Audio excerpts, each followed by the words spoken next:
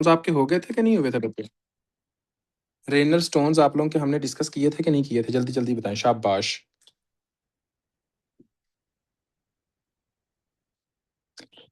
Renal stone का topic हुआ था कि नहीं हुआ था? भाईजान आवाज आ रही है आप लोग तक? ओके। ओके बच्चों। अच्छा जी, सबसे पहले आज हम जो डिस्कस करेंगे बच्चों वो है किडनी स्टोन या रेनल स्टोन के बारे में देखेंगे कि इसके अंदर कौन कौन सी चीज़ें हैं जो कि पूछी जा सकती हैं, ठीक है। और जस्ट 1 मिनट।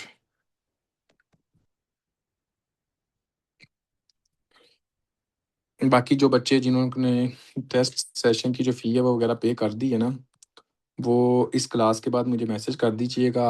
आप लोगों को टेस्ट जो होगा वो बच्चों शेयर हो जाएगा, ठीक है। आप लोगों को टेस्ट शेयर हो जाएगा, उससे अगले दिन जो होगा फिर इंशाल्लाह आपके टेस्ट की एक तरह की रिवीजन हो जाएगी प्रॉपरली। क्योंकि कल इंशाल्लाह कल के बाद जो है ना मैं प्रॉपरली फ्री हो जाना, फिर हम जनाब चिल मॉल के अंदर होंगे, कोई प्रॉब्लम ही नहीं है हम लोगों को। अच्छा बच्चों, तो सबसे पहले आज हम जो डिस्कस करेंगे वो है जनाब आप लोगों का एक तरह का रेनर स्टोन होता क्या है।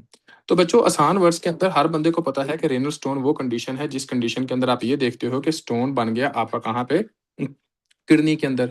तो आपने कहना है रेनल स्टोन वो कंडीशन है जिसके अंदर आप क्या देखते हो, किडनी स्टोन देखते होते हैं। तो सबसे पहले अभी हम जो डिस्कस करेंगे कि किडनी के अंदर स्टोन बनता क्यों है।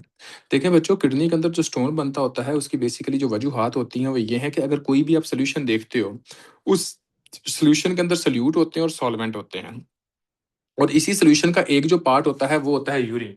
तो अगर आप यूरिन की बात करते हो तो उसके अंदर भी क्या होता है बच्चों, आपने कहना है कि एक क्या होता है, एक तरह का सल्यूट होता है, और दूसरा क्या होता है, एक तरह का बच्चों आपने कहना सॉल्वेंट होता है। तो जब आपका सल्यूट और सॉल्वेंट दोनों होता है, तो अगर फॉर एग्जांपल बच्चों आप खुद देखो कि सल्यूट की कंसंट्रेशन जो है वो आपकी बढ़ जाए, जब आपकी सल्यूट की कंसंट्रेशन बढ़ जाए और सॉल्वेंट की जो कंसंट्रेशन है वो कम हो जाए, तो इस तरह का जो सोल्यूशन होगा बच्चों वो कौन सा होगा। आपने कहना है कि ये वाला जो सोल्यूशन होता है उसको हम कहते होते हैं कंसंट्रेटेड सोल्यूशन। क्या कहते हैं, एक तरह का कंसंट्रेटेड सोल्यूशन कहते होते हैं बच्चों। दूसरी तरफ आपने ये बात अपने जहन के अंदर रखनी है कि हाँ जी जनाब, जो किडनी स्टोन की जो सबसे बड़ी जो वजह होती है ना, वो क्या होती है, आपने कहना कंसंट्रेटेड यूरिन से होती है। तो अगर कोई भी बंदा आपसे ये पूछे कि most common cause of kidney stone क्या है, तो आपने कहना है कि आपकी डिहाइड्रेशन। जब भी आपकी डिहाइड्रेशन होगी, एक ये एमसीक्यू आ जाता है बच्चों, नंबर वन। अब मेरी बात को थोड़ा सा गौर कीजिएगा। जब भी किसी भी बंदे के अंदर डिहाइड्रेशन देखेंगे तो उसके नतीजे में बच्चों आपने मुझे ये बताना है कि जो यूरिन बनेगा वो क्या बनेगा, आपका डाइल्यूटेड बनेगा या कंसंट्रेटेड बनेगा। शाबाश, ये बताएं।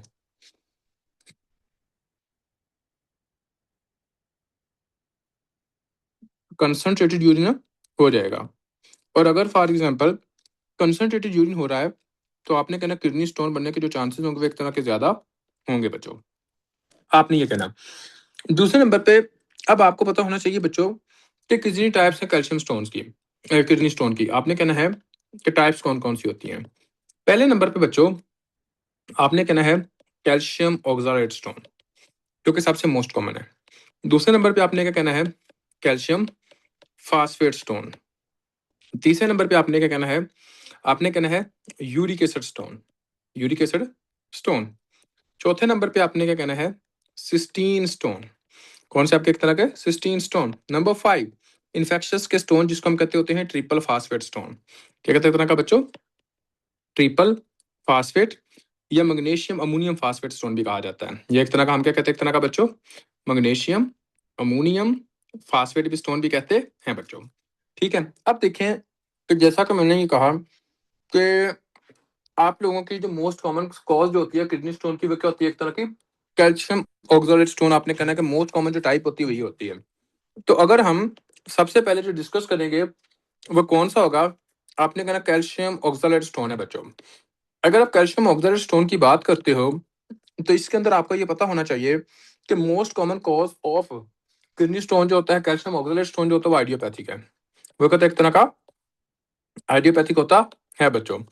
75% लोगों के अंदर जो स्टोन होते हैं वो कैल्शियम ऑक्सलेट स्टोन होते हैं। दूसरी बात आपने जो अपने जहन के अंदर रखनी है कि फॉर एग्जाम्पल कोई भी ऐसी कंडीशन जिस कंडीशन के अंदर कैल्शियम का जो लेवल है वो ब्लड के अंदर बढ़ सकता हो। फॉर एग्जाम्पल किस कंडीशन के अंदर बढ़ सकता है, मेरा आपसे क्वेश्चन है बच्चों, ऐसा कोई पेशेंट जिसकी पेशेंट के अंदर पैराथायराइड हार्मोन का लेवल बढ़ा हो, तो हम उसको क्या कहते हैं, हाइपर पैराथायराइडिज्म कहते हैं। तो पैराथायराइड हार्मोन का लेवल अगर आपकी बॉडी के अंदर बढ़ा हुआ होगा, तो आप इसको कहोगे कि हाइपर पैराथायराइडिज्म कहेंगे। और जब आप किसी बंदे की बॉडी के अंदर हाइपर पैराथायराइडिज्म देखते हो, तो कैल्शियम का लेवल आपकी बॉडी के अंदर बढ़ता है। और जब कैल्शियम का लेवल आपकी बॉडी के अंदर बढ़ता है, तो इसकी वजह से क्या बन सकता है, कैल्शियम के स्टोन्स एक तरह के ज़्यादा हो सकते हैं बच्चों, क्योंकि कैल्शियम एक सॉल्यूट है। इसके बाद और जो कॉज है वो क्या हो सकता है, आपने कहना होता है कि अगर फॉर एग्जांपल किसी बंदे के अंदर विटामिन डी का फंक्शन पूछा जाए वो क्या होता है, आपने कहना विटामिन डी आपकी बॉडी के अंदर कैल्शियम और फास्फेट दोनों के लेवल को इंक्रीज करती होती है। तो अगर किसी भी बंदे की बॉडी के अंदर विटामिन डी का लेवल ज्यादा होगा, जिस कंडीशन को हम हाइपर विटामिनोसिस कहते होते हैं, एक तरह का हाइपर विटामिनोसिस कहते होते हैं, आपने कहना कैल्शियम और फास्फेट का लेवल ज्यादा होने की वजह से, इसकी वजह से क्या हो सकता है, कैल्शियम के स्टोन हो सकते हैं। उसके बाद आपने ये कहना होता है बच्चों कि आपकी एक डिजीज होती है जिसको हम कहते हैं सार्काइडोसिस। क्या कहते हैं एक तरह का, सार्काइडोसिस। बच्चों आपने कहना है कि सार्काइडोसिस डिजीज के अंदर आपके एक एंजाइम होता है जिसका नाम होता है 1 अल्फा हाइड्रोक्सिलेज एंजाइम। क्या होता है एक तरह का 1 अल्फा हाइड्रोक्सिलेज एंजाइम। ये 1 अल्फा हाइड्रोक्सिलेज एंजाइम बेसिकली काम क्या करता होता है बच्चों, आपने ये कहना होता है कि ये विटामिन डी को ज्यादा से ज्यादा इसकी एक्टिव फॉर्म के अंदर तब्दील करता है। विटामिन डी को क्या काम करता है, एक तरह का एक्टिव फॉर्म के अंदर तब्दील करता होता है। ठीक है बच्चों, एक्टिव विटामिन डी के अंदर तब्दील करता है। तो सार्काइडोसिस जिस डिजीज को, जिस बंदे के अंदर सार्काइडोसिस की डिजीज हो जाएगी, उस बंदे के अंदर 1 अल्फा हाइड्रोक्सिलेज एंजाइम की एक्टिविटी ज्यादा हो जाएगी। जब इस बंदे के अंदर 1 अल्फा हाइड्रोक्सिलेज एंजाइम की एक्टिविटी ज्यादा हो जाएगी, तो इसके नतीजे में हम क्या देखेंगे कि एक्टिव विटामिन डी की जो फॉर्म होगी वो बहुत ज्यादा देखने को मिलेगी बच्चों। इसके बाद जो आप लोगों ने अपने जहन के अंदर रखनी है वो कौन सी बात है, आपने कहना है कि फॉर एग्जाम्पल बच्चों कि एक ऐसा बंदा है जिसको हम कहते हैं क्रोन डिजीज। अगर आपसे ये पूछा जाए कि क्रोन डिजीज के अंदर कौन सी जगह जो होती है वो इफेक्ट होती है, तो आपने कहना है क्रोन डिजीज वो डिजीज है जिसके अंदर आपका टर्मिनल इलियम जो होता है वो इफेक्ट होता है। कौन सा, आपने कहना टर्मिनल इलियम जो होता है वो एक तरह का इफेक्ट होता है। और अगर कभी भी एग्जाम के अंदर ये पूछा जाए कि टर्मिनल इलियम अगर इफेक्ट होगा तो इधर से कौन से विटामिन की एब्जॉर्प्शन होती है, तो आपने कहना होता है विटामिन बी 12 की एब्जॉर्प्शन होती है। तो अगर टर्मिनल इलियम इफेक्ट होता है तो विटामिन बी 12 की क्या हो जाएगी, एक तरह की डेफिशिएंसी हो जाएगी, जो कि मोस्टली हम 3 to 4 ईयर्स के बाद देखते होते हैं। अगर हम बात करें बच्चों कि अगर किसी बंदे के अंदर जूजिनम की एक तरह की कमी हो जाएगी या एक तरह का इफेक्ट होगा, तो जूजिनम वो जगह होती है जहाँ से विटामिन बी 9 की एक तरह की आपने कहना है डेफिशिएंसी देखी जाती है, क्योंकि वहां से एब्जॉर्प्शन आपके विटामिन बी 9 की होती है। उसके बाद आपने कहना है कि जो आयरन होता है वो ड्यूरिनम से आपका एक तरह का क्या होता है, एक तरह का अब्जॉर्ब होता है। और अगर किसी बंदे के अंदर ड्यूरिनम जो है वो एक तरह का इन्वॉल्व हो गया है, तो आयरन जो होगा वो आपका अब्जॉर्ब नहीं, और बंदे के अंदर आयरन डेफिशिएंसी एनीमिया हम देख सकते हैं बच्चों। अब बात करने का जो मकसद है वो क्या है कि एक इंसान आपके पास आता है जिसके अंदर टर्मिनल इलियम हम देखते होते हैं। टर्मिनल इलियम आप इन्वॉल्व देखते होते हैं बच्चों एक डिजीज के अंदर जिसको हम कहते होते हैं क्रोन डिजीज। इवन के क्रोन डिजीज वो डिजीज होती है जिसको हम कहते होते हैं कि इन्फ्लामेटरी बाउल डिजीज का एक पार्ट होता है। और इस क्रोन डिजीज के अंदर मोस्ट कॉमनली आप ये देखते होते हैं कि ट्रांसम्यूरल इन्फ्लामेशन होती है, यानी कि पूरी की पूरी जो वाल होती है उसकी इन्फ्लामेशन हो जाती है। उसके बाद आपने कहना होता है कि इसके अंदर हम स्किप लीजन्स देखते हैं। क्या देखते हैं आगे बच्चों, स्किप लीजन्स देखते हैं। लेकिन चाहे इसके अंदर आप स्किप लीजन्स देखते हो, लेकिन इसके अंदर जो टर्मिनल इलियम होता है वो लाजमी इन्वॉल्व होता है। टर्मिनल इलियम जो होता है एक तरह का लाजमी इन्वॉल्व होता है बच्चों। तो अगर आपका टर्मिनल इलियम इन्वॉल्व होगा तो क्या होता है, आपने कहना है कि एक तरह का ज्यादातर जो होती है कि एक तरह का एक्सालेट की जो अब्सॉर्प्शन होती है, ठीक है, आपने कहना है कि एक तरह का जो ऑक्सालेट होता है उसके अंदर आपने क्या कहना है कि अब्जॉर्प्शन जो होती है वो कहाँ से होती है, शाबाश के बंदा मुझे बता सकता है कि जो ऑक्सालेट होगा उसकी जो अब्जॉर्प्शन होगी बच्चों वो कहाँ से होती है, शाबाश शाबाश शाबाश। जो आपने खुराक खाई उसके अंदर आपने क्या कहना होता है, आपने क्या कहना है कि फॉर एग्जाम्पल यहाँ पे हम ऑक्सालेट देखते हैं बच्चों, तो अगर टर्मिनल इलियम इन्वॉल्व होगा तो उसके अंदर क्या लेंगे, किसी को पता है कि मैं बताऊं। हाँ जी बच्चों।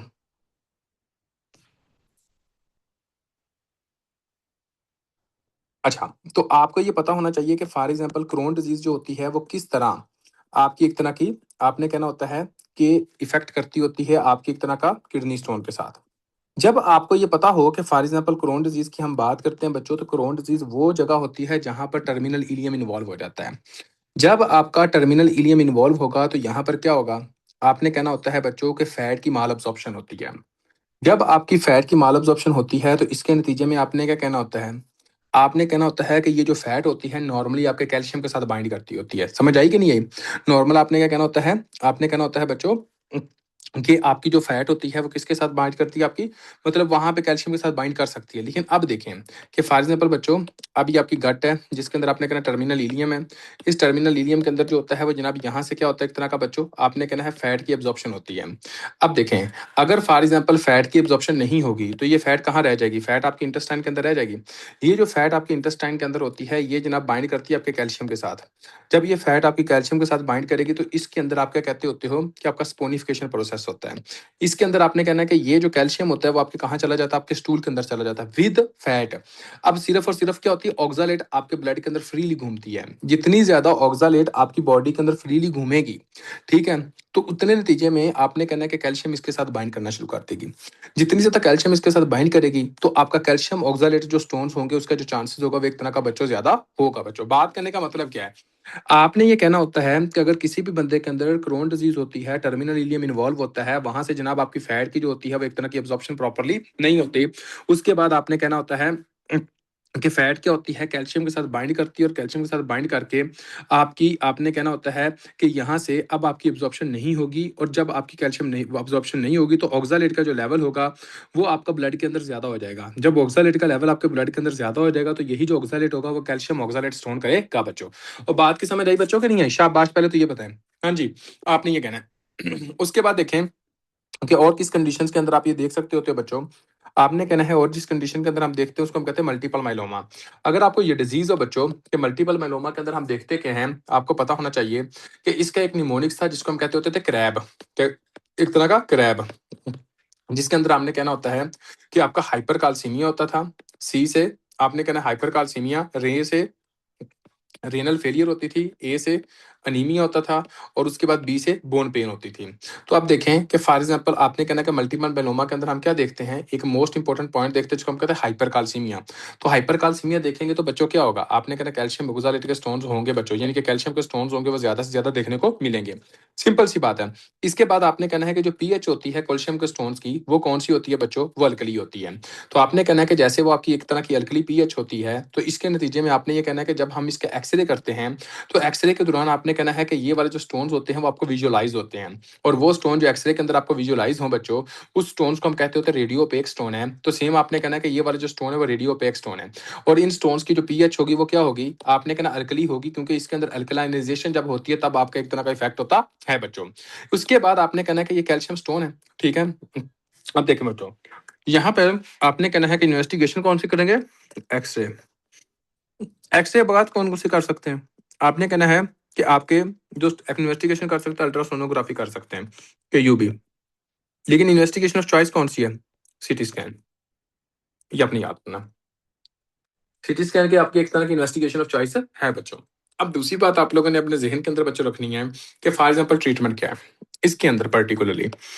आपने कहना सबसे पहले तो मरीज को कहना पानी पुनी पिए।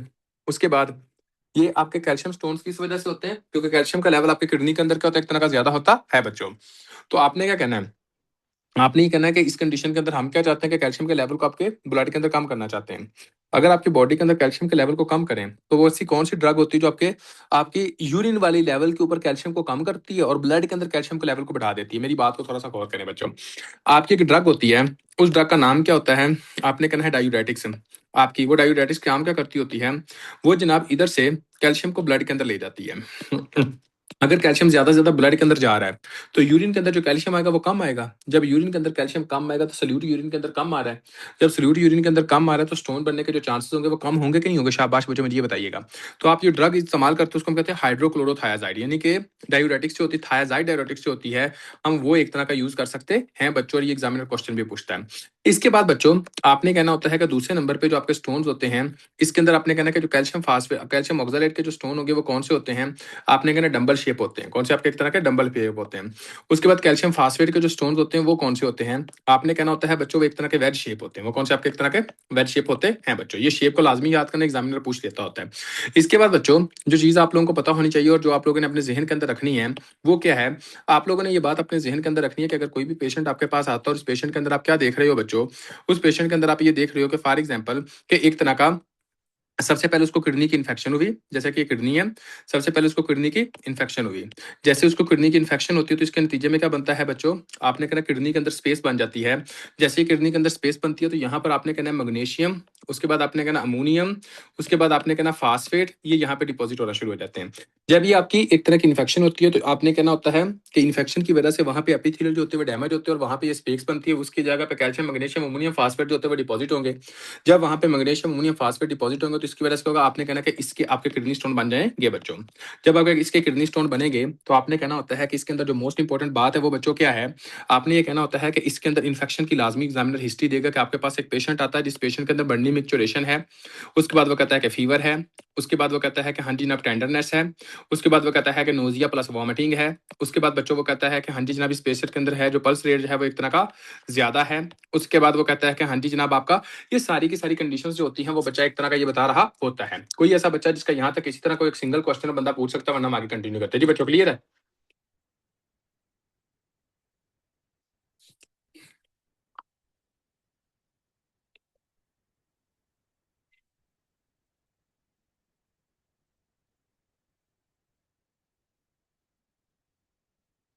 अच्छा बच्चों, अब देखें इन्फेक्शन के स्टोन है, ठीक है, पॉजिटिव एजेंट क्या है, आपने कहना होता है कि पॉजिटिव एजेंट के अंदर जब हम बात करते हैं तो इसके अंदर कौन से एजेंट्स आते हैं, जैसा कि बच्चों प्रोटियस मिराबिलस, प्रोटियस मिराबिलस, क्लेब्जेला, आपने कहना प्रोटियस मिराबिलस आता है, क्लेब्जेला आता है, उसके बाद कहना ई कोलाई आ जाता है, स्टेफलोकोकस आ जाता है। ठीक है बच्चों, स्टेफलोकोकस आता है बच्चों। तो ये पैथोजेंस होते हैं जो कि जनाब आपका एक तरह का आपका क्या करता है, प्रोटियस मिराबिलस और क्लेब्जेला तो आपका अमोनिया लाइक यूरिन बनाता होता है। जब ये आपका अमोनिया लाइक यूरिन बनाता है तो इसकी जो पीएच होगी वो क्या होगी बच्चों, आपने कहना ज्यादा होती है। इस यूरिन की जो पीएच होती है वो क्या होती है बच्चों, एक तरह की ज्यादा होती है बच्चों। उसके बाद आपने क्या करना है कि जब भी ट्रीटमेंट देना है पहले इन्फेक्शन को ठीक करना है, उसके बाद आपने कहना सर्जरी करनी होती है। उसके बाद एक्सरे करते हैं तो कौन सा कलकुलाई होगा, आपने कहना नजर आता है, इस वजह से हमने कहना रेडियो पेक होते हैं। उसके बाद आपने कहना है कि इसको हम कहते होते हैं कॉफिन लिड, कॉफिन लिड, या फिर हम कहते हैं एक तरह का स्टैग हॉर्न कलकुलाई, स्टैग हॉर्न कलकुलाई कहते हैं बच्चों। तो ये आपको पता होना चाहिए। इसके अंदर भी जो पीएच होती है वो क्या होती है, एक तरह की बच्चों अल्कली होती है। ऐसा कोई बच्चा जिसको यहाँ तक किसी एक सिंगल पॉइंट की समझ नहीं बंदा क्वेश्चन पूछ सकता, वरना हम आगे कंटिन्यू करें। हाँ जी बच्चों क्लियर है?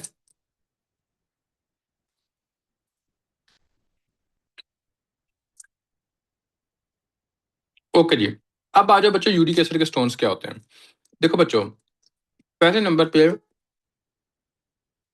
एक मिनट रुकिएगा यार।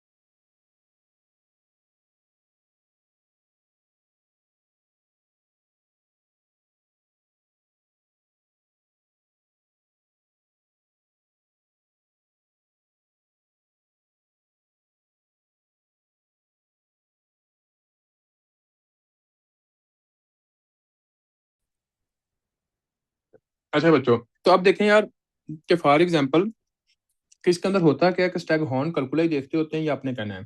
ठीक है, अब हम आते हैं यूरिक एसिड के स्टोन्स क्या होते हैं। यूरिक एसिड स्टोन्स क्या होते हैं बच्चों। सॉरी यार, मैं ना यूनिवर्सिटी में बैठे ही आप लोगों का ना लेक्चर ले रहा हूँ, परेशान ही आप लोगों ने ना, तो इस वजह से वो अभी तक चीज़ें सीधी उल्टी पुल्टी हुई हुई हैं, वो लगे हुए हैं सही करने अभी तक, तो इस वजह से वो 2-3 दफ़ा कॉल आ गई है मुझे।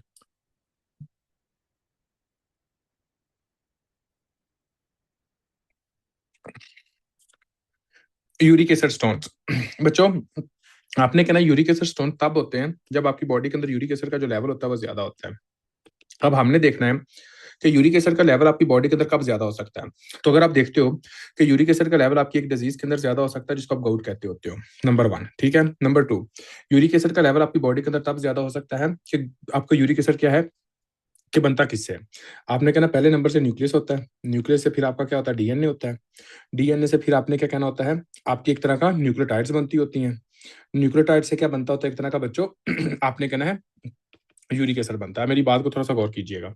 तो अगर किसी भी बंदे के अंदर एक तरह का कैंसर है, तो कैंसर होने की वजह से जो सेल डिवीजन होगी वो ज्यादा होगी कि नहीं होगी। आपकी सेल डिवीजन ज्यादा हो गई। जब आपकी सेल डिवीजन ज्यादा होगी तो इसके नतीजे में बच्चों मुझे ये बताओ कि न्यूक्लियस टूटा, डीएनए टूटा, आपका प्रोटीन्स बनी, यूरिक एसिड ज्यादा बना कि नहीं बना। तो हम ये कह सकते हैं कि अनकंट्रोल सेल डिवीजन जो डिजीज है उसके अंदर किसके अंदर होती है, शाबाश, ऐसी डिजीज जिसके अंदर अनकंट्रोल सेल डिवीजन होती है उसका नाम क्या है, शाबाश शाबाश जल्दी बताएं। आपने करेक्ट, कैंसर। तो कैंसर के पेशेंट के अंदर हम ये देख सकते हैं, नंबर 1।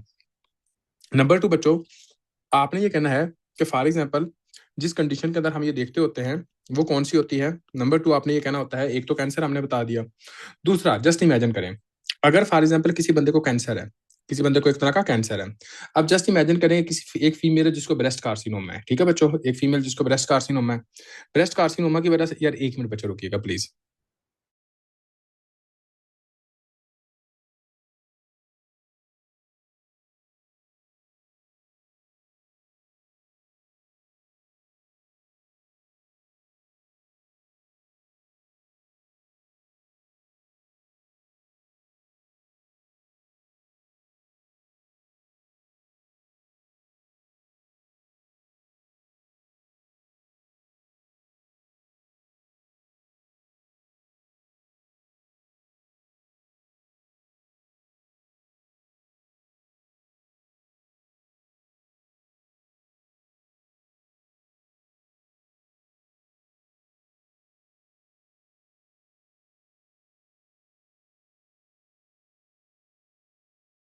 बच्चों कि फॉर एग्जाम्पल यहाँ पे हमने ये देखा कि एक तरह का ट्रिपल, एक तो हमने ये कहा कि फॉर एग्जाम्पल एक तरह का किसी बंदे के अंदर ब्रेस्ट कार्सिनोमा, किसी फीमेल के अंदर, जब किसी भी फीमेल को ब्रेस्ट कार्सिनोमा हो। ठीक है, अब देखें यहाँ पे उन्होंने कहा कि कीमो लगवाएं।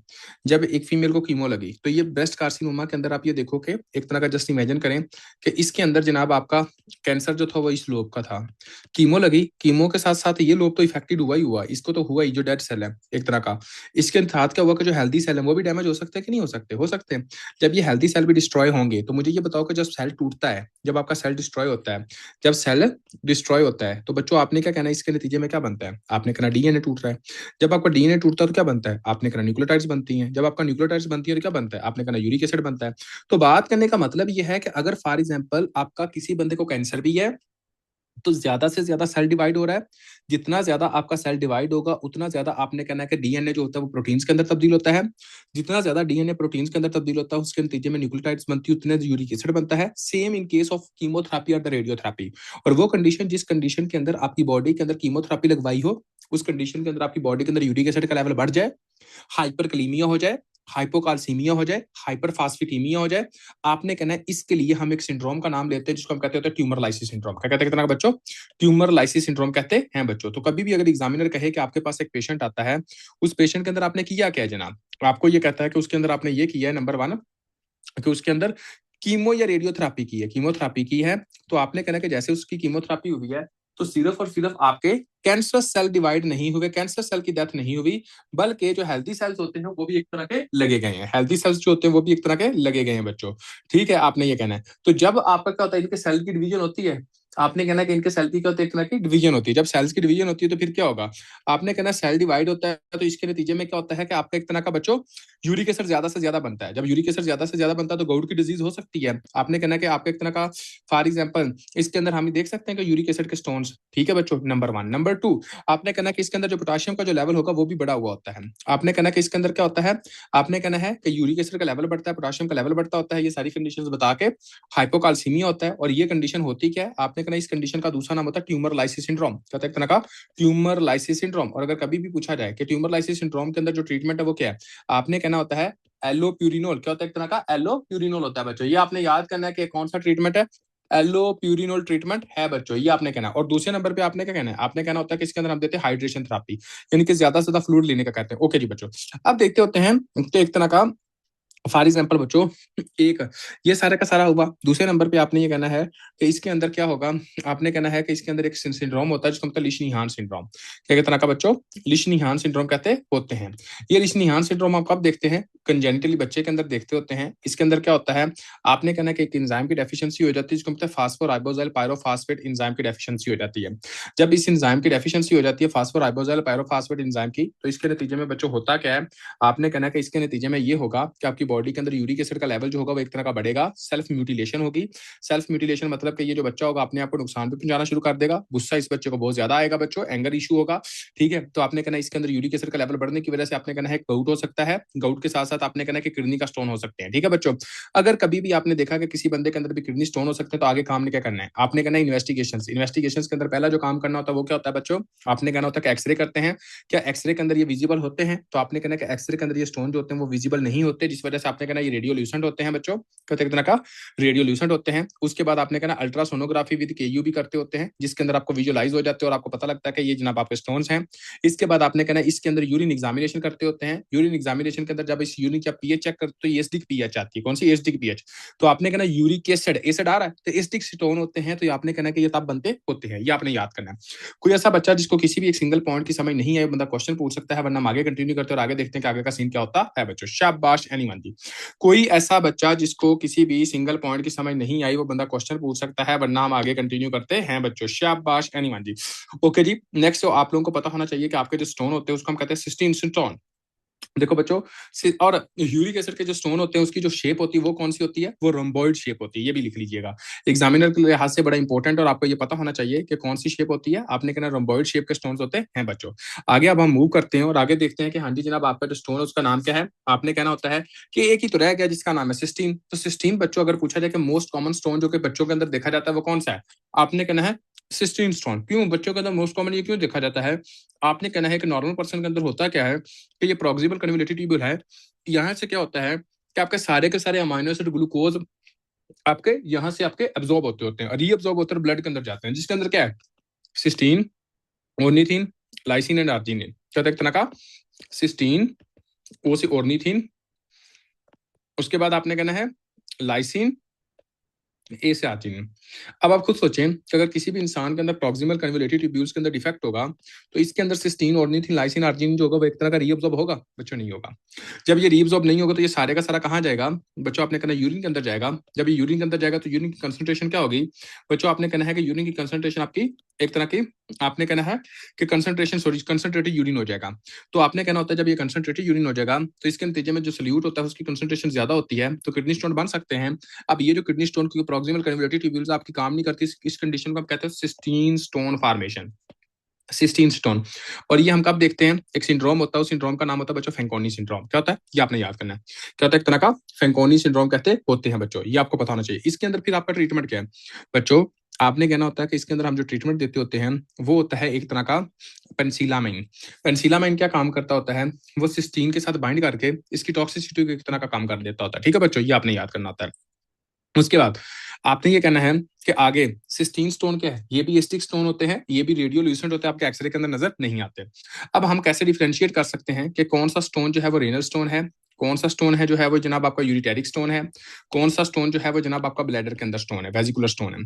पहले नंबर पे आपने ये बात अपने जहन के अंदर रखनी है कि कोई भी ऐसा स्टोन जो कि राइट फ्लैंक रीजन पर पेन हो रही हो और उसके बाद ये पेन कर रही है रेडिएट बैक की तरफ, फ्लैंक पेन है, ठीक है बच्चों। उसके बाद रेडिएट कर रही है आपके बैक की तरफ, इसके साथ उसको आपने कहना है नोजिया है प्लस आपकी वॉमिट है, ठीक है, टेंडरनेस भी आप कह सकते हो। तो ये कंडीशन कौन सी होती है, हिमाचूरिया है इसके साथ। आपने कहना इस कंडीशन को हम कहते हैं ये किडनी स्टोन है। अगर कोई पेशेंट आपके पास आता है वो कहता है कि डॉक्टर साहब मेरे फ्लैंक रीजन पर पेन हो रही है, पेन जो रेडिएट करती है वो ग्रोइन रीजन पर करती होती है, लोइन रीजन पर करती होती है। इसको बाद आपने कहना है कि ये आपका यूरिटेरिक स्टोन है। इसके अंदर भी क्या होता है, यूनिलेटरल हाइड्रोनेफ्रोसिस हो सकती है। इस किडनी आपका किडनी स्टोन के अंदर भी क्या हो सकता है बच्चों, यूनिलेटरल हाइड्रोनेफ्रोसिस होती है बच्चों। अब एक लम्हे के लिए समझे कि अगर ये आपका किडनी है, ये आपका यूरिटर है, ये आपका किडनी, आपका यूरिटर है, और ये दोनों कहाँ जा रहे हैं, आपके ब्लैडर के अंदर जा रहे हैं। अब अगर तो फॉर एग्जाम्पल आपके ब्लैडर के अंदर स्टोन यहाँ पे पड़ा हुआ है, तो इसके नतीजे में क्या होगा, एग्जामिनर ये कहेगा कि आपके पास एक पेशेंट आता है, उस पेशेंट के अंदर जो पेन है वो सुप्राप्यूबिक रीजन पर है। कहाँ पे, आपके एक तरह का सुपराप्यूबिक रीजन पर है, और ये रेडिएट करती है टिप ऑफ पिनाइल रीजन की तरफ, टिप ऑफ पीनस की तरफ। ठीक होगा बच्चों।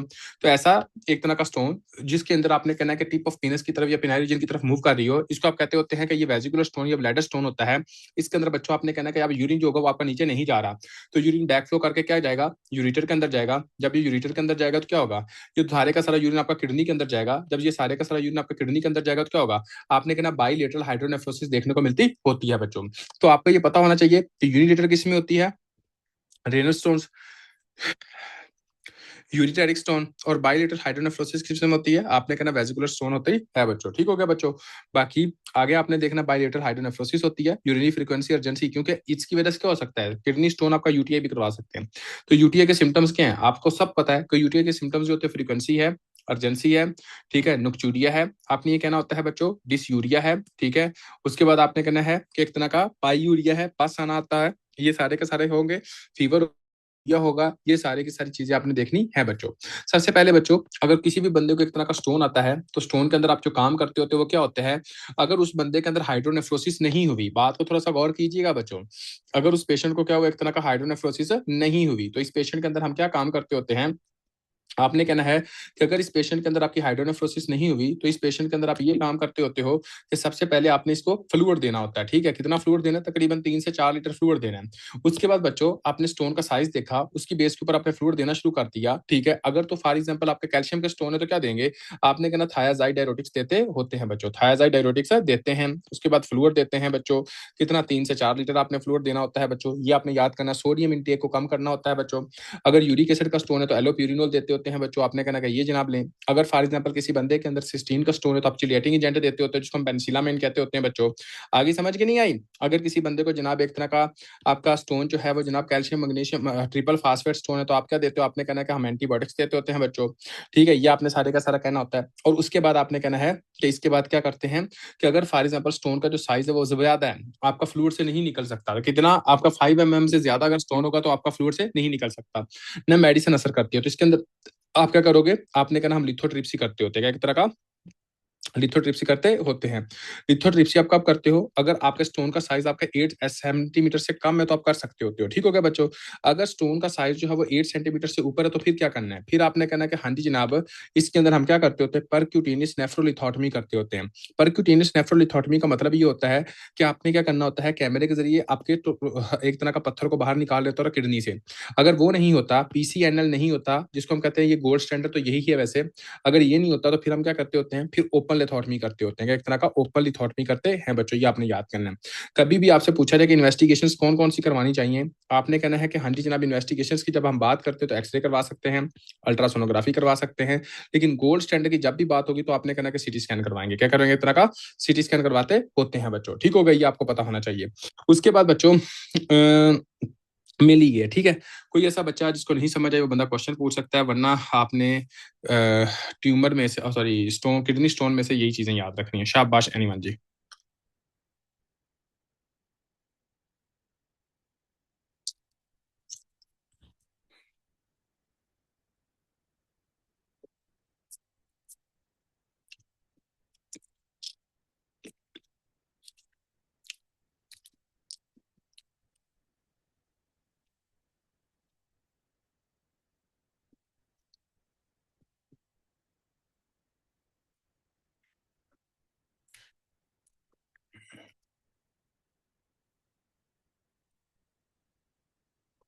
और सुना यार, कोई नहीं ताजी, कैसी जा रही है लाइफ।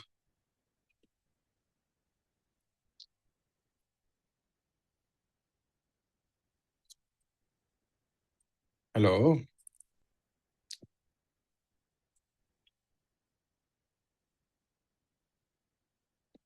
सही हो गया पुत्र।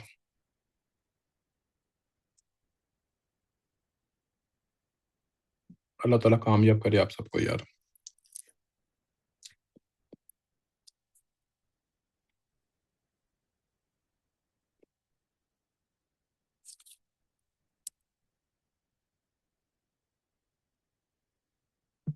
क्लास के बाद बच्चे।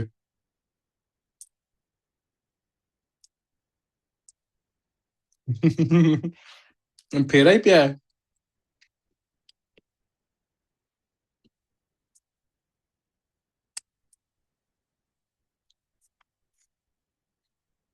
बल्कि इसके बाद जैसे ही खत्म होगा उसके बाद इंशाल्लाह, जैसे ही कंप्लीट होता है ना उसके बाद फौरन। हाँ, तकरीबन रिजल्ट आ जाएगा उसके बाद इंशाल्लाह शुरू कर देना।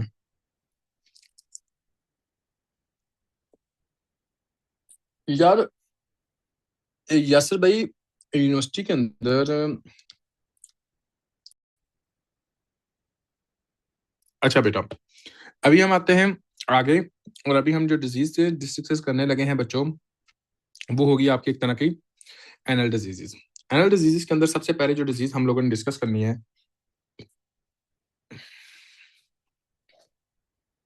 बल्कि यार हाई पॉइंट तो मैंने लिखवाई नहीं। जान की छुड़ानी तसल्ली से करें।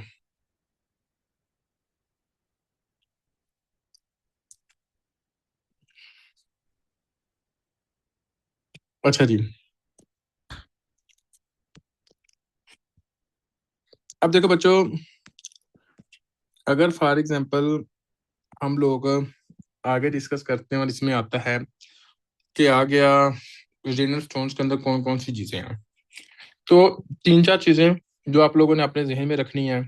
पहले नंबर पे ये पॉइंट नोट कर लीजिएगा, ठीक है। पहले नंबर पे डंबल शेप स्टोन्स कौन से होते हैं? आपने कहना है कैल्शियम ऑक्सालेट, ठीक होगा। रेडियो पे कौन से होते हैं? Calcium oxalate.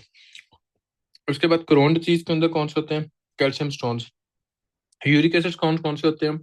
आपने कहना है यूरिक एसिड के स्टोन रेम्बोइड शेप के होते हैं, रेडियो ल्यूसेंट होते हैं बच्चों। कौन से तरह के? रेडियो ल्यूसेंट होते हैं। एसिडिक यूरिन होता है बच्चों। उसके बाद आपने कहना है कोफिन लीड क्रिस्टल किस में देखते होते हैं? स्टैगहोर्न कलकुलाई किस में देखते होते हैं? अल्कलाइन यूरिन किस में देखते हैं? Infectious stone. उसके बाद हेक्सागोनल क्रिस्टल, सिस्टीन किस में देखते हैं? हेक्सागोनल, ठीक हो गया। ये आपने देखना होता है। कभी भी किडनी स्टोन की फॉर्मेशन होगी तो उसके अंदर क्या होगा? हिमाचूरिया होगा, फ्लैंक पेन होगी, नोजिया होगा, वॉमिटिंग होगी।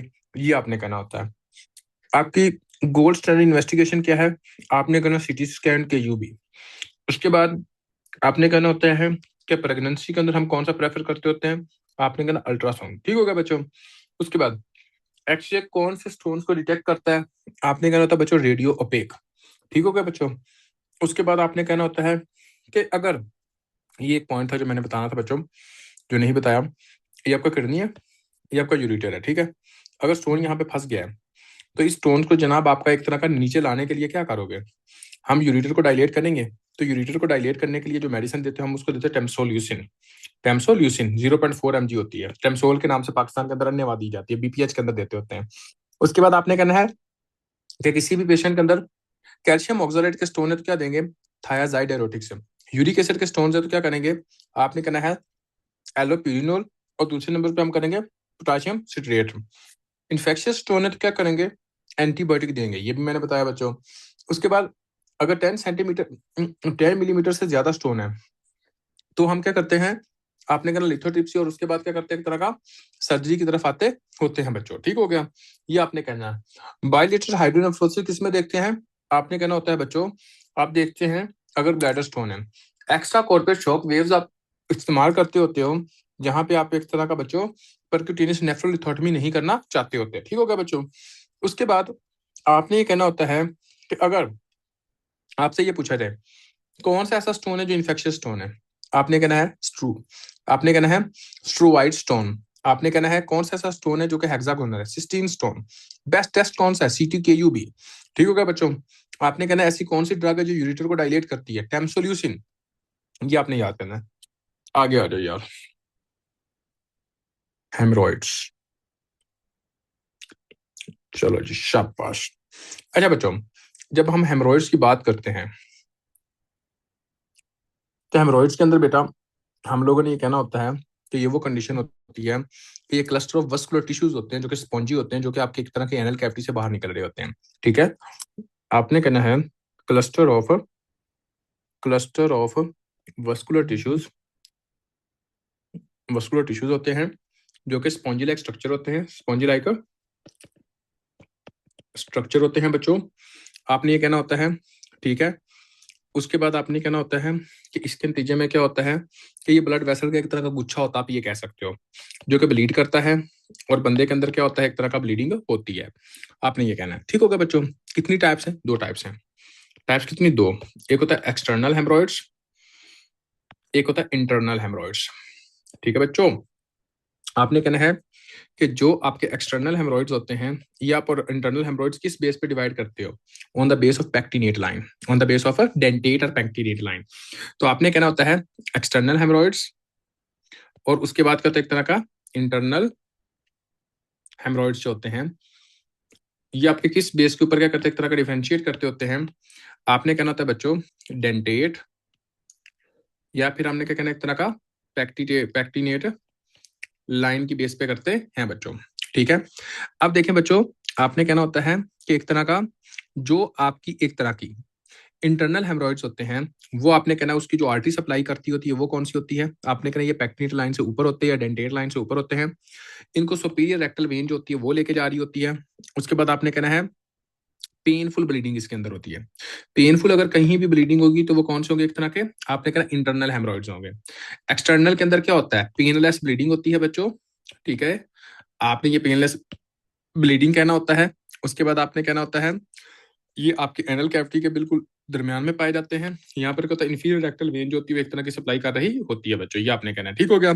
उसके बाद आगे आ जाए कॉजेज की तरफ, कि कौन से ऐसे कॉजेज होते हैं जो कि जनाब आपके एक तरह के हेमरॉइड्स करवाते हैं बच्चों।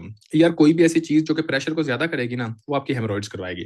तो प्रेशर को ज्यादा करने वाली चीजें कौन सी होती हैं? जैसे कि वो लोग जो कि जिम जाते हैं, जैसे कि वो लोग जिसको सीएपीडी है, जैसे कि वो लोग जो कि बीपीएच के पेशेंट हैं, जैसा कि वो लोग जिनको जनाब आप ये कह सकते हैं कि एक तरह का प्रेगनेंसी के दौरान हो सकती है फीमेल के अंदर की, जैसा कि वो लोग जिसको कंजस्टिव कार्डियक फेलियर की वजह से एसाइटिस हो गया है, पेट के अंदर पानी पैदा होगा तो होगा ना, प्रेशर तो बढ़ा। जैसे कि पेल्विक ट्यूमर हो गया बच्चों, जैसा कि क्रोनिक कॉन्स्टिपेशन हो गया बच्चों। ठीक है, ये आपने सारे का सारा ये कहना है कि इसके अंदर ही होता है बच्चों। ठीक हो गया, ये आपको पता होना चाहिए। आगे आपको ये बात का पता होना चाहिए कि हाँ जी जनाब, कि एक तरह का कभी भी अगर आपसे पूछा जाए कि आपका जो ब्लड होता है वो कैसा आता है, जो एग्जामिनर कहता होता है, एग्जामिनर ये कहता है आप patient present to you with complain of gush of blood, gush of blood during defecation, यानी कि जब वो डेफिकेट कर रहा होता है तो वहां पे बहुत ज्यादा जो ब्लड होता है वो एक तरह का स्टूल के ऊपर गिर रहा होता है, और मोस्टली वो पेनलेस कहते होते हैं। मोस्टली आपने पेनलेस के साथ से क्वेश्चन आता होता है। आपने कहना फ्रेश ब्लड होता है, ठीक है, और वो कहाँ पे गिरता है? एक तरह का स्टूल के ऊपर गिर रहा होता है। आपने ये कहना होता है बच्चों। ठीक हो गया, फ्रेश ब्लड होता है जो कि यहाँ पे आ रहा होता है। उसके बाद आपने ये कहना होता है कि फॉर एग्जाम्पल बच्चों कि एक तरह का किन लोगों के अंदर पेन की सेंसेशन कम होती है, तो आपने कहना है less pain sensation present in to diabetic patient, less pain sensation seen in diabetic patient. ठीक है बच्चों, आपने कहना डायबिटिक पेशेंट के अंदर होती है। ठीक है, अब देखें बच्चों, अब अगर फॉर एग्जाम्पल अब हम आते हैं डिग्री, कौन सी डिग्रीज होती हैं? पहले नंबर पे आपने ये कहना होता है कि जो फर्स्ट डिग्री होती है इसको आप कंजर्वेटिव मैनेज करते होते हो, और आपने कहना है कि फर्स्ट डिग्री वो होती है एक बंदा आएगा उसके अंदर पेनलेस ब्लीडिंग होगी, बस पेनलेस ब्लीडिंग होगी। और जब हम रेक्टल एग्जामिनेशन करते हैं ना, रेक्टल एग्जामिनेशन करते हैं तो वहां पे हमें कोई भी चीज नजर नहीं आएगी। नंबर वन, कुछ भी देने की जरूरत नहीं है। नंबर टू, अगर फॉर एग्जाम्पल आपके पास कोई ऐसा बंदा आता है जिसके अंदर आप ये देखते हो कि गश ऑफ ब्लड आ रहा है, जो कि जनाब आपकी वेसल्स भी बाहर आ रही हैं, वेसल्स जो एनल कैविटी से बाहर आ रही हैं, और बैक भी खुद ही जा रही हैं, बैक इटसेल्फ खुद ही जा रही हैं। ठीक हो गया बच्चों, तो आपने कहना है कि ये कौन सा आपका टाइप 2 है। ये आपने कहना कंजर्वेटिव मैनेज करेंगे, या फिर हम क्या करते होते हैं इसके अंदर, आपने कहना इंजेक्शन स्क्लेरोथेरेपी देते होते हैं, इंजेक्शन स्क्लेरोथेरेपी देते होते हैं। उसके बाद आपने कहना है हम देकर एक तरह का रबर बैंड लाइगेशन कर सकते हैं, रबर बैंड लाइगेशन कर सकते हैं बच्चों। तीसरे नंबर पे आपने कहना होता है कि इसके अंदर हम क्रायोथेरेपी भी कर सकते हैं। क्या कर सकते हैं तरह का? क्रायोथेरेपी भी कर सकते हैं बच्चों। तीसरे नंबर पे आपने कहना, तीसरी टाइप वो होती है जिसके अंदर जनाब आपके हेमरोइड्स बाहर तो आ रहे हैं, थर्ड डिग्री के अंदर आपके बाहर आ रहे हैं, ठीक है, आउटसाइड आते हैं, लेकिन हम जनाब हम मैनुअल उनको इनसाइड डालते हैं। मैनुअल का मतलब क्या होता है कि अपने हाथ से जनाब इनको अंदर की तरफ लेके जा रहे होते हैं, उनको हम क्या कहते हैं? Third degree haemorrhoids. ठीक होगा बच्चों? तो ये आपने कहना होता है, इसका काम क्या होता है? आपने कहना होता है कि सेम लाइक सेकंड डिग्री के हम ट्रीट करते होते हैं। आगे होता है फोर्थ डिग्री। फोर्थ डिग्री के अंदर क्या होता है कि जो बाहर आ गए हैं, हाथ से भी अगर अंदर ना जा रहे हो, तो उसको हम कहते हैं फोर्थ डिग्री। ठीक होगा बच्चों? तो आपने ये कहना होता है। उसके बाद आपने कहना होता है कि इस डिग्री के अंदर आपने करना क्या है? पेशेंट को एडमिट करना है, नंबर वन। उसके बाद पेन किलर देनी है बच्चों, जो कि एनाल्जेसिक्स होती हैं, आइस पैकिंग करवानी होती है, हेमोरॉइडेक्टोमी करनी होती है। क्या इतना का बच्चों आपने कहना है? हेमोरॉइडेक्टोमी करते होते हैं, और इसके अंदर हम क्या पेशेंट को किस पोजीशन में लाते हैं? लिथोटमी पोजीशन में लेके आते होते हैं। ठीक है बच्चों? ये आपको पता होना चाहिए। उसके बाद बच्चों आपने कभी भी कोई भी ऐसा बंदा जिसके अंदर आप ये हेमोरॉइड्स देखते हो, वो कौन सा बंदा था जिसके अंदर प्रेशर ज्यादा होता था? तो कोई भी ऐसी चीज जिसके अंदर प्रेशर बढ़ता, उसको काम करेंगे कि नहीं करेंगे? तो कॉन्स्टिपेशन से प्रेशर बढ़ता था, तो इसको कम करने के लिए कौन सी डाइट देते हैं? फाइबर डाइट देते हैं। ठीक है, फाइबर, फ्रूट्स, वेजिटेबल्स वाली डाइट देते हैं। अगर फॉर एग्जाम्पल किसी भी बंदे के अंदर जनाब एक तरह का बीपीएच था, तो आपका प्रेशर बढ़ता था, तो बीपीएच के अंदर आप कौन सी मेडिसिन देते हैं? टेम्सोल देते हैं, या फिर एक तरह का प्रोस्टेट को वैसे सर्जरी कर देते होते हैं बच्चों। सीओपीडी के लिए आप क्या करते हैं? आपने कहना सीओपीडी के लिए मेडिसिन देते हैं, बंदा भी एक तरह का ठीक हो जाता है बच्चों। बात करने का मकसद है। तो ये बात आप लोगों ने अपने जहन के अंदर रखनी है। आगे जो आपने देखना है कि कॉम्प्लिकेशंस क्या है? हेमरेज हो सकता है, अनीमिया हो सकता है, इन्फेक्शन हो सकता है, फीवर हो सकता है, थ्रोम्बोसिस हो सकता है। ये आपको पता होना चाहिए बच्चों। तो जैसा कि मैंने सारे का सारा आपको बताया कि हाँ जी जनाब, इसके अंदर कौन कौन सी कंडीशंस होती हैं, आपने कहना होता है कि ये सारी की सारी कंडीशंस जो होती हैं वो एक तरह की हम देखते होते हैं। यहाँ तक कोई ऐसा सिंगल बच्चा जिसको किसी एक सिंगल पॉइंट की भी समझ नहीं, बंदा क्वेश्चन पूछ सकता है, वरना हम आगे कंटिन्यू करते हैं। पहले नंबर पे आपने क्या कहना है बच्चों कि एक तरह का ये एक वस्कुलर कुशन होता है जो कि एनल कैविटी के अंदर पाया जाता है, और आपने कहना होता है कि ये जनाब जब आपका प्रोलैप्स होता है तो ब्लीडिंग होती है। उसके बाद आपने कहना है कि पेनलेस ब्लीडिंग कहाँ होती है? ये आपने कहना है आपके इंटरनल के अंदर, इंटरनल हेमरोइड्स के अंदर पेनलेस ब्लीडिंग। ये आपने कहना है, मेरे ख्याल में हमने एक्सटर्नल बोला था, लेकिन लिख से ही कर लो, इंटरनल हेमरोइड्स, पेनलेस ब्लीडिंग आपने कहना है। ठीक है बच्चों? Number one. नंबर टू आपने कहना होता है कि इसके अंदर क्या होगा? पहले नंबर पे ब्लीड करेगी, दूसरे नंबर पे स्पॉन्टेनियसली खुद अंदर जाएगी, तीसरे नंबर पे क्या होता है बच्चों? आपने कहना हाथ से अंदर करते हैं, चौथे नंबर पे आपने कहना है कि इरेड्यूसिबल है। एक्सटर्नल हेमरोइड्स क्या होता है? आपने कहना है कि जब भी हमने एक्सटर्नल की बात करनी होती है बच्चों, तो एक्सटर्नल जो होते हैं वो पेनफुल होते हैं, नंबर वन। नंबर टू आपने क्या कहना होता है? आपने कहना कि ऐसा लगता है जैसे कोई टेंडर हो, सख्त हो, ये आपको पता है, स्किन इसको कवर कर रही होती है, ये आपने कहना होता है। ठीक है बच्चों? अगर कभी भी एग्जामिनर ये कहे कि आपका एक पेशेंट आता है जिसका ब्राइट रेड रेक्टल ब्लीडिंग है on tissue paper, bright red rectal bleeding, bright red rectal bleeding, prolapse और मास, पेन क्या होता है? अगर होगा तो एक्सटर्नल होगा। उसके बाद वो कहे कि इचिंग है, म्यूकस डिस्चार्ज है, तो आपने क्या कहना है? आपने कहना है ये एक्सटर्नल हेमरोइड्स का बंदा है। इसके अंदर रिस्क फैक्टर क्या है? क्रोनिक कॉन्स्टिपेशन है, लो फाइबर डाइट है, प्रेगनेंसी है, ओबेसिटी है, प्रोलॉन्ग सिटिंग है, ये आपने कहना, और पोर्टल हाइपरटेंशन होती है बच्चों, ये ऑलरेडी मैं बता चुका हूँ। ठीक है बच्चों? ये आपने कहना होता है। एग्जामिनेशन कैसे करते हैं? डिजिटल रेक्टल एग्जामिनेशन हम कर सकते हैं बच्चों, नंबर वन। उसके बाद आप प्रोटोस्कोपी करते हो, तो यार ये नहीं लिखा, ये लिख दीजिएगा प्लीज बच्चों, ये आपने कहना है। ट्रीटमेंट क्या है? कंजर्वेटिव मैनेजमेंट है। उसके बाद इंटरनल हेमरोइड्स के अंदर हम क्या करते होते हैं बच्चों? आपने कहा rubber band ligation most common होती है वो, जो कि हम करते होते हैं। ठीक है? उसके बाद रबर बैंड लाइगेशन के अंदर हम क्या करते हैं कि उसको लाइगेट करके, जोड़ के, तो ब्लड सप्लाई आगे को नहीं जाने देते, जिसकी वजह से वो हिस्से को वैसे उतार देते हैं। ठीक है बच्चों? उस हिस्से को कहते हैं वैसे ही उतार देते हैं। वरना सर्जिकल हेमरोइडेक्टोमी तो करते ही हैं जनाब आपकी फोर्थ स्टेज के अंदर। ये आपने याद करना है। तो कभी भी पेनलेस है ब्लीडिंग है, इंटरनल हेमरोइड्स है, पेनफुल ब्लीडिंग है, एक्सटर्नल हेमरोइड्स है। First line fibre fluid, rubber band ligation करते हैं, हेमरोइडेक्टोमी करते होते हैं। ये आपने अपने जहन के अंदर रखना है। कोई ऐसा बच्चा जिसको नहीं समझे, बंदा क्वेश्चन पूछ सकता है, वरना हम आगे कंटिन्यू करें। ये बच्चों क्लियर है? शाबाश। एक मिनट यार, मुझे ना बच्चों के मैसेज आ रहे हैं। नहीं यार,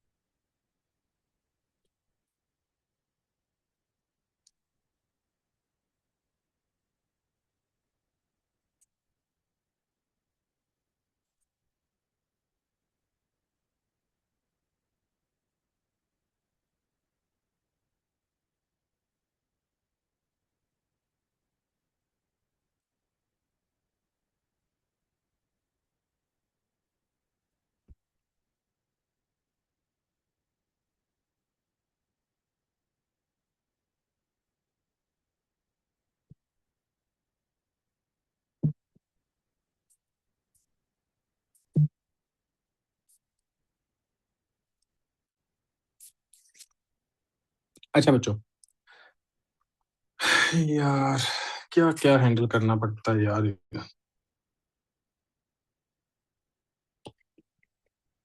मतलब हमने खुद लिटरली मैंने खुद जो है ना वो रात का खाना नहीं खाया हमने। दोपहर पे मेरे ख्याल में 12 बजे खाना खाया होगा। ठीक है। और अभी मैं जिस रूम में बैठा हूँ ना, इस रूम के अंदर ना मैं आकर मैंने कहा यार भूख लगी हुई है, कुछ पड़ा है ड्राई फ्रूट वगैरह तो दें। तो वो भाई अभी ना ड्राई फ्रूट आए हैं। ठीक है। और माशाल्लाह अब वो वही खाई जा रहे हैं। तो बच्चे ये कह रहे हैं नीचे के सर जी रोटी पानी। हालांकि बच्चों को भी खाना खिलाया है इन लोगों ने, मतलब कि लेके गए हैं जो बेचारे इतनी मेहनत कर रहे हैं। अब क्या क्या बंदा देखे यार। अच्छा जी, देखो बच्चों, नेक्स्ट टॉपिक हम लोग डिस्कस करने लगे हैं, वो आ गया आप लोगों का एक तरह का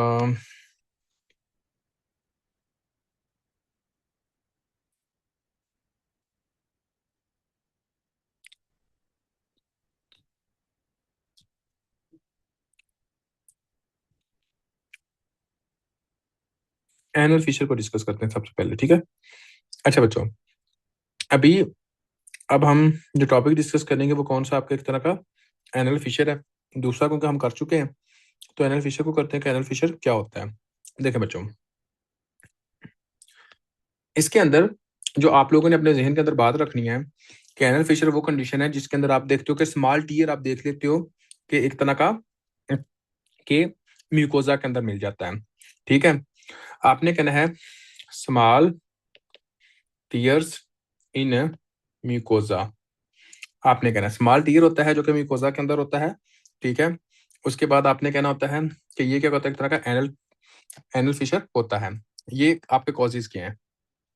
आपने कहना है कि जो मेन कॉजेज होते हैं उसके अंदर आपने कहना मोस्ट कॉमन कॉज कॉन्स्टिपेशन होता है। कॉन्स्टिपेशन होता है बच्चों। दूसरे नंबर पे आपने कहना हेमरॉइड्स भी करवा सकते होते हैं बच्चों। तीसरे नंबर पे आपने कहना होता है सेक्सुअल कॉन्टैक्ट हो सकता है बच्चों। ठीक है। चौथे नंबर पे आपने कहना इन्फ्लामेटरी बाउल डिजीज हो सकती है बच्चों, यानी कि आपका क्रोन डिजीज वैसे करवाता होता है। अब देखें आगे आपने कहना है कि इसके फीचर्स क्या होते हैं। सबसे मोस्ट इंपॉर्टेंट पॉइंट ये आपने याद करना है यार, इस पेशेंट के अंदर ना बहुत सवियर पेन होती है। ठीक है। घंटा 1 से 2 घंटे तक सवियर पेन होती है आफ्टर डेफिकेशन। आफ्टर डेफिकेशन आपने कहना है कि इस पेशेंट के अंदर हम क्या देखते हैं, एक तरह का सवियर पेन होती है आफ्टर डेफिकेशन। ये आपको पता होना चाहिए। देखिए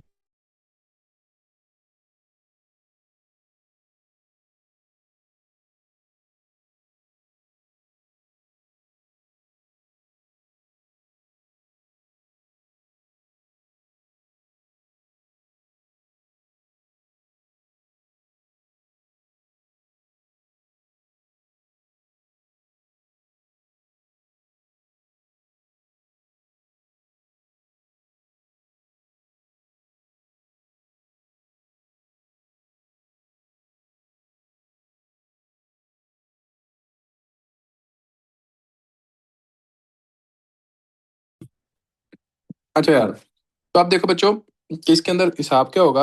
आपने कहना है कि एक तरह का आपके कहना है कि हाँ जी जनाब, कि इसके अंदर क्या होगा कि शार्प पेन होगी जो कि 1 से 2 घंटे तक होती है। जो आपने कहना है दूसरे नंबर पे क्या होता है, दूसरे नंबर पे आपने कहना है स्ट्रीक ऑफ ब्लड होता है during of defecation. Streak of blood जैसा कि एक लेयर आती है इस तरह, स्ट्रीक ऑफ ब्लड होता है ड्यूरिंग अ डेफिकेशन। ये आपने याद करना होता है। इसके बाद आगे क्या होता है, प्रूराइटस होता है, ईचिंग मतलब के आपने ये कहना है। और इसके बाद पेशेंट को क्या होता है, आपने कहना होता है कि सीवियर पेन की वजह से आपका एनल कमाल का आप क्या देखते हैं, स्पाज्म देखते हो। जब आपको पेन बहुत ज्यादा होती है तो एनल कनाल का क्या होता है, स्पाज्म करते हैं। जब एनल कनाल के अंदर स्पाज्म करते हैं तो उसके बाद क्या होगा, ब्लड सप्लाई क्या होती है, तो एक तरह की इम्पेयर्ड हो जाती है। सिंपल सी बात है। जब आपकी ब्लड सप्लाई इम्पेयर्ड हो जाती है तो उसके बाद क्या होगा, आपने कहना स्कीमिया हो जाता है। स्कीमिया के बाद क्या होता है, आपने कहना नेक्रोसिस हो जाती है। ठीक है। तो सिंपल सी बात है, अगर कभी भी एग्जामिनर ये कहे कि आपके पास एक पेशेंट आता है, उस पेशेंट के अंदर सीवियर पेन है ड्यूरिंग डेफिकेशन, और आपने कहना है कि स्ट्रीक ऑफ ब्लड है जो जनाब एक तरह का गिर रहा है, तो आपने कहना ये एनल फिशर का पेशेंट है। एनल फिशर का जो ट्रीटमेंट है वो क्या है, आपने कहना है कि अगर बच्चों हम ट्रीटमेंट की बात करते हैं तो इसके अंदर हम क्या देखते हैं, एक तरह का लिग्नोकेन देते होते हैं बच्चों, ठीक है। एक, उसके बाद आप क्या कर सकते हो बच्चों, आपने कहना होता है कि एक तरह का मिनट जो होता है वो लिग्नोकेन है। दूसरा, नाइट्रोग्लिसरीन दे सकते हैं बच्चों। तीसरे नंबर पे आपने कहना बोटुलिज्म टॉक्सिन्स भी दे सकते हैं, इवन के बोटुलिज्म टॉक्सिन्स भी दे सकते हैं मेडिकली। और आपने कहना होता है बच्चों कि इसके अंदर एक तरह का कॉन्स्टिपेशन से रोकने के लिए कंजर्वेटिव मतलब कि एक तरह का फूड के अंदर आपने कहना होता है कि फाइबर डाइट देते हैं, क्या एक तरह का फाइबर डाइट देते होते हैं बच्चों। आगे आपने जब सर्जरी की बात करनी तो कौन सी सर्जरी करनी होती है, आपने कहना सर्जरी की जब हम बात करते हैं तो लॉर्ड्स प्लाइकेशन करते हैं, लॉर्ड्स प्लाइकेशन करते होते हैं, आपने कहना है। उसके बाद आपने कहना होता है कि एक तरह का कि इस बंदे के अंदर हम क्या कहते हैं, आपने कहना है कि इस बंदे के अंदर हम सिट्स बाथ भी कहने को कहते हैं, सिट्स बाथ वगैरह ले सकता है। उसके बाद आप लोग को पता होना चाहिए कि digital rectal examination is Contra indicated और प्रोटोस्कोपी इज कॉन्ट्रा इंडिकेटेड, ठीक है। इस बंदे के अंदर वैसे ही इतनी ज्यादा दर्द हो रही है तो अगर आप डीआरई करोगे तो इसकी जान वैसे ही निकल जाएगी, ठीक है बच्चों, ये आपने याद करना है। तो अभी हम देखते हैं कि फॉर एग्जाम्पल बच्चों एनएल फिशर के अंदर कौन कौन सी चीजें आती हैं। तो सबसे पहले आपने कहना है कि हाँ जी जनाब, आपको पता होना चाहिए कि फॉर एग्जाम्पल के आपने कहना है कि एनल फिशर वो कंडीशन होती है बच्चों जिस कंडीशन के अंदर आप ये देखते हो कि एक तरह का एनल मिकोजा के अंदर टीयर हो जाता है, ठीक है। और ये टीयर कौन सा होता है बच्चों, आपने कहना है मोस्टली पोस्टीरियर मिड लाइन होता है, ये एग्जाम के अंदर क्वेश्चन आता है। पोस्टीरियर मिड लाइन जो होता है वो जनाब आपका मोस्टली होता है पोस्टीरियर मिड लाइन, ठीक है, ये आपने कहना है। और ये टीयर होता क्या है, लॉन्गिट्यूडनल, वर्टिकल नहीं लॉन्गिट्यूडनल होता है बच्चों, इस तरह, ठीक है। उसके बाद क्या होता है, most common site posterior mid line कहाँ पे, 6 o'clock, 6 o'clock ये बताना है आपने। उसके बाद सिवियर पेन होती है आफ्टर डेफिकेशन, ये आपने याद करना है। Small amount of the bright blood, आपका ब्राइट रेड ब्लड गिरता होता है। मोस्ट कॉमन कॉज कॉन्स्टिपेशन है, क्यों, क्योंकि कॉन्स्टिपेशन के अंदर क्या होता है, हार्ड स्टूल हो जाता है और जब ये आपका एक तरह का स्टूल डेफिकेट करके पास होता है तो ये एक तरह का डैमेज कर सकता होता है, ठीक हो गया बच्चों। स्फिंक्टर क्या करेगा, पेन होगी, स्पाज्म होगा, ब्लड सप्लाई नहीं जाएगी, स्कीमिया हो जाएगा।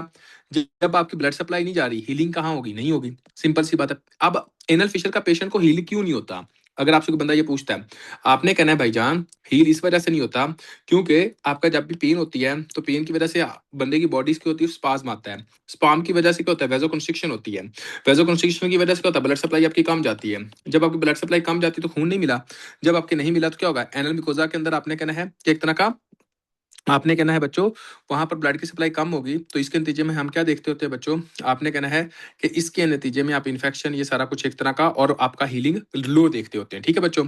अगर देखें मल्टीपल फिशर्स हैं, लेटरल लोकेशन है, HIV सिफिलिस का पेशेंट, उसके अंदर बड़ा प्रॉब्लम होता है।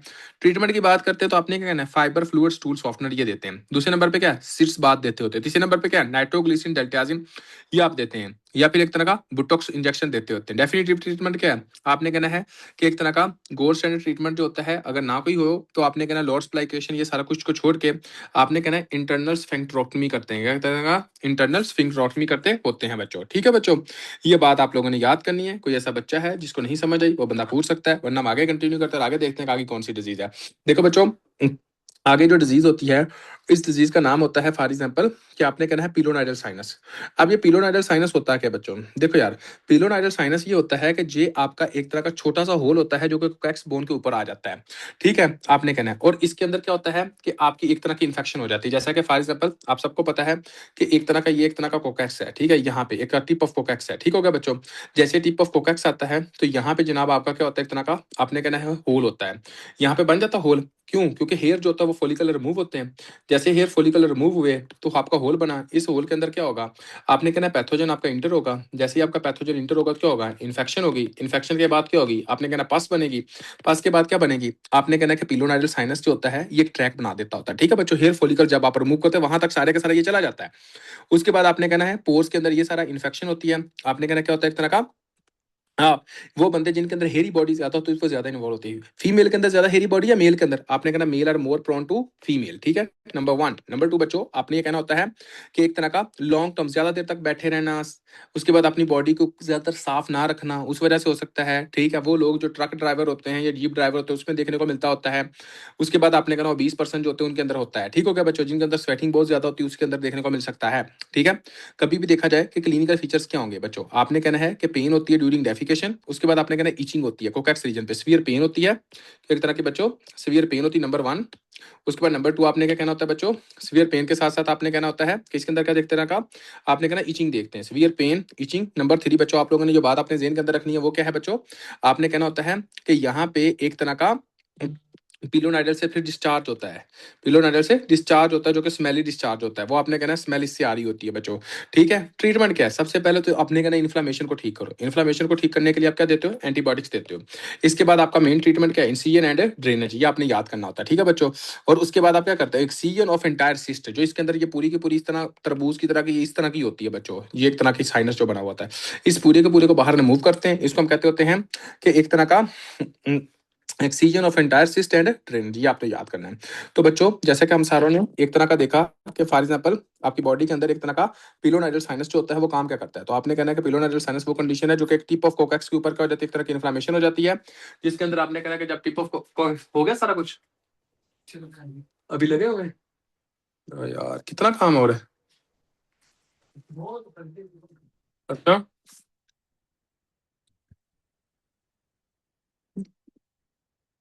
अच्छा बच्चों, साइनस है आपने कहना है, और ये बीन बुटुक्स होते हैं। ठीक है, आपने कहना है ये जनाब एक तरह का यहाँ पे दोनों बुटक्स के दरमियान में होता है। ठीक है, उसके बाद आपने कहना है कि हेयर मूव होगा, वहां पे होगा सारे का सारा, फॉरन बॉडी जाएगी, ये सारे का सारा करेगा, अपसेस बनती होती है, यंग मेल हो गई, ओबीस हो गए, सफाई का साफ ना करने वाले, poor hygiene, most common pathogen जो होता है वो आपने कहना है आपका इक्वलाई हो सकता है, डिस्चार्ज होता है, पास होता है, मिडल एंड क्लेफ्ट यहाँ पे हम देखते होते हैं, यहाँ पर दोनों के। उसके बाद रिकरेंट इन्फेक्शन देखते होते हैं, पिलोनरी सब्सेस होगा तो सीवियर पेन, रेडनेस फ्लैग आपने देखना है, डायग्नोज क्लिनिकली आप कर लेते हो, यानी कि वैसे ही आपको पता लग जाता है। ठीक हो गया बच्चों, ये आपने याद करना है। पहले नंबर पे एंटीबायोटिक, इंसिजन एंड ड्रेनेज। ठीक हो गया बच्चों, ये आपने याद करना है। बाकी कोई ऐसा बच्चा, आपने कहना है कि एक्सीजन एंड ओपन रखनी हीलिंग। ओपन इसके अंदर ये नहीं कि हाँ जी आप टेपे शेपे लगाना शुरू कर दें, वह नहीं होगा। आपने कहना है कि ये एक तरह का गंदा वूंड है। गंदा वूंड क्या काम करता होता है, एक तरह का आपने कहना है ओपन हीलिंग करनी है। ठीक है, उसके बाद ऑक्सीजन करनी है, फिर आपकी क्लोजर करनी है। उसके बाद आपने क्या कहना होता है कि फास्टर हीलिंग करेगा तो दोबारा आपका हो सकता है। ठीक हो गया बच्चों, ये दोबारा हो जाएगा ये वाला। उसके बाद आपने कहना होता है कि मेनली आपने क्या काम करना है कि ये ओपन वूंड आपका डर्टी वूंड होता है, इसको ओपन रखे तो ज्यादा बेहतर है। ठीक है बच्चों, तो आपने कहना मोस्ट कॉमन साइड क्या है, इस साइड को जो कि जनाब दोनों हिप्स के दरमियान में यानी कि यहाँ पे होता है, उसको हम कहते हैं नेटल क्लिफ्ट, कहते हैं ना, नेटल क्लिफ्ट कहते होते हैं बच्चों। ठीक है, उसके बाद आपने कहना होता है कि इसके अंदर जो कॉज है वो कि एक तरह का हेयर पेनिट्रेशन हो सकते हैं, एक्यूट एक्नी जो होता है, इंसिजन ड्रेनेज होता है, सर्जिकल एक्सीजन होता है, डेफिनेटिव ट्रीटमेंट, बेस्ट रिड्यूस क्या होता है, फ्लैप प्रोसीजर होता है। रिड्यूस क्या होता है, एक तरह का फ्लैप प्रोसीजर आपने कहना है टू रिड्यूस। ठीक है, टू रिड्यूस क्या होगा, एक तरह का फ्लैप प्रोसीजर होगा। कोई ऐसा बच्चा जिसको नहीं समझे बंदा क्वेश्चन पूछ सकता है, शाबाश शरीमाना।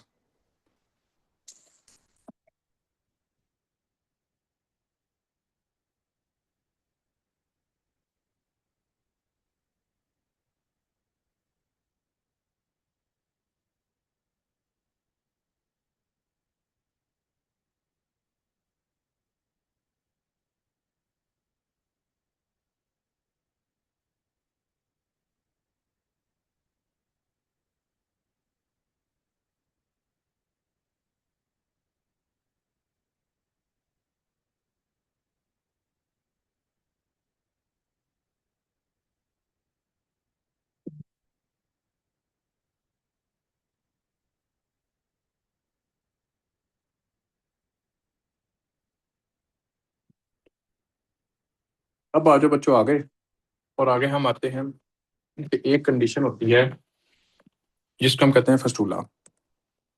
किसको कहते हैं, एक तरह का फस्टूला कहते होते हैं। बस यार,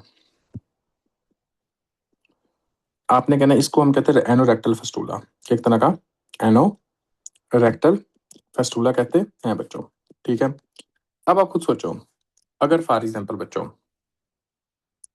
कोई भी बंदा, आप लोग ये देखते हो, ठीक है, अब एनोरेक्टल फस्टूला है क्या।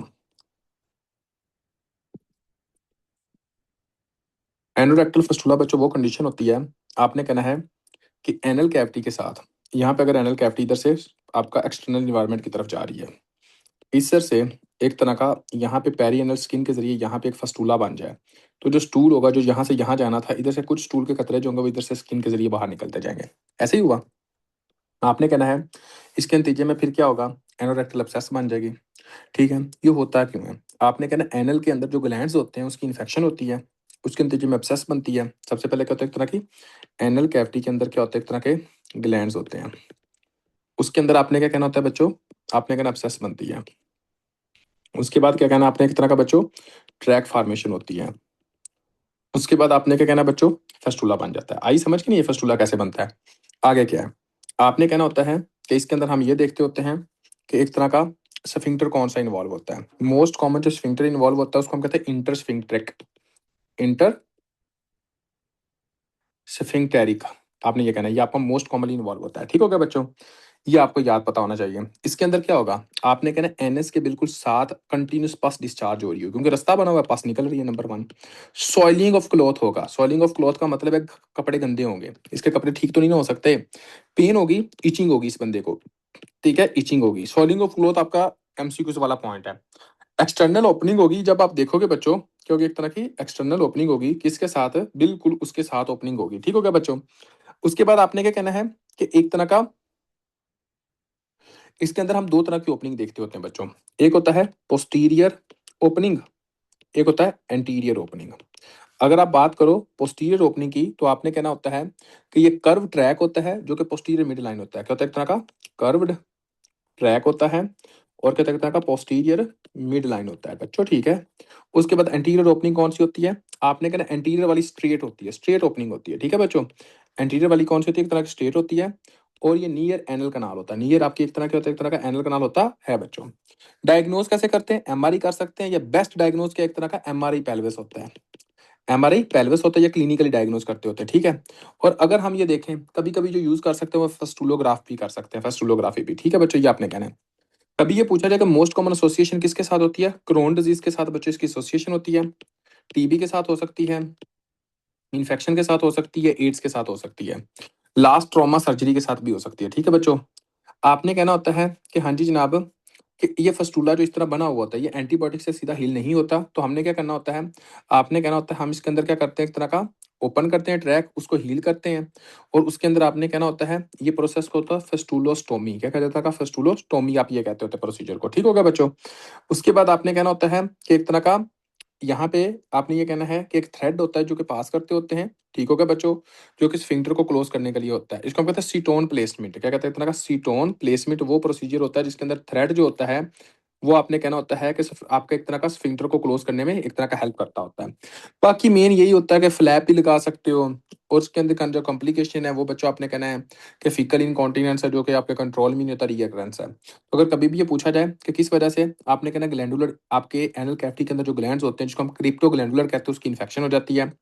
इन्फेक्शन होगी, इंटरस्फेंक्टेरिक जो एरिया होगा उसकी इन्फ्लेमेशन हुई, डिस्चार्ज होगा। उसके बाद आपने कहना होता है कि ट्रीटमेंट सर्जरी है, एंटीबायोटिक कुछ नहीं करती, क्रोन डिजीज के साथ एसोसिएशन है। उसके बाद आपने कहना पेनफुल, अब देखो पेनफुल टीर है तो क्या एग्जाम के अंदर क्वेश्चन है, एनल फिशर। पेनलेस ब्लीडिंग है तो क्या हेमरॉइड्स है। डिस्चार्ज आ रहा है तो क्या आपने कहना फेस्टुला है। अक्यूट पेनफुल स्वेलिंग है तो क्या आपने कहना अब्सेस है। ठीक होगा बच्चों, कोई ऐसा बच्चा जिसको नहीं समझ है वो बंदा पूछ सकता है, शाबाश एनीवन जी। तो यार ये आप लोगों की जो थी एक तरह का